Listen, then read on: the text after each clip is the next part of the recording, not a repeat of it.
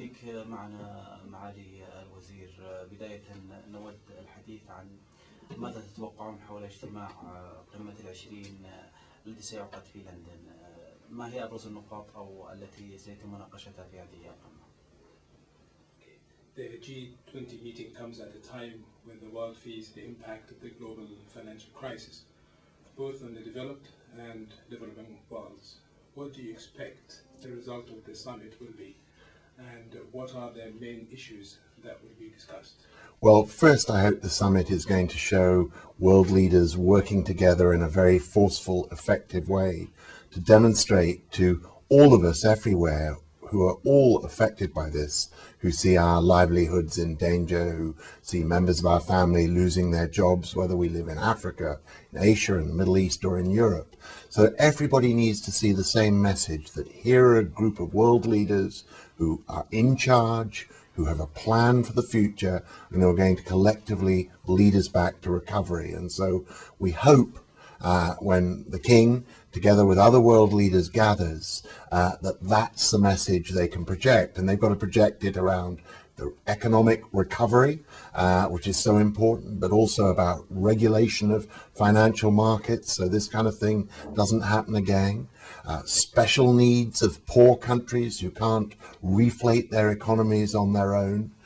The need for us all to come out strongly against trade protectionism, and above all else, as I said at the start, to make sure that we signal we're all on the same page, acting together in a forceful, effective way.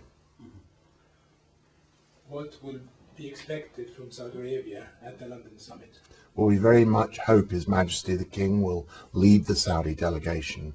And already, even before we get to the summit, Saudi Arabia has done something remarkable. Its contribution last year towards stabilizing oil prices has made this crisis, terrible though it is, less bad than it would otherwise have been if we still had oil at $147 a barrel.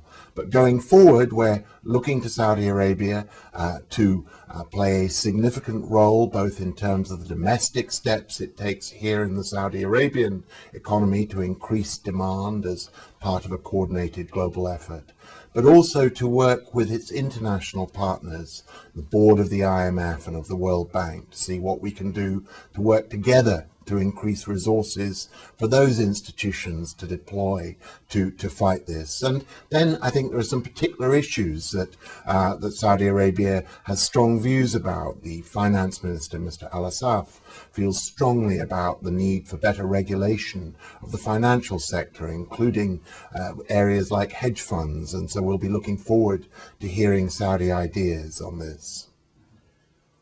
We would be grateful for details of your meetings with Saudi officials.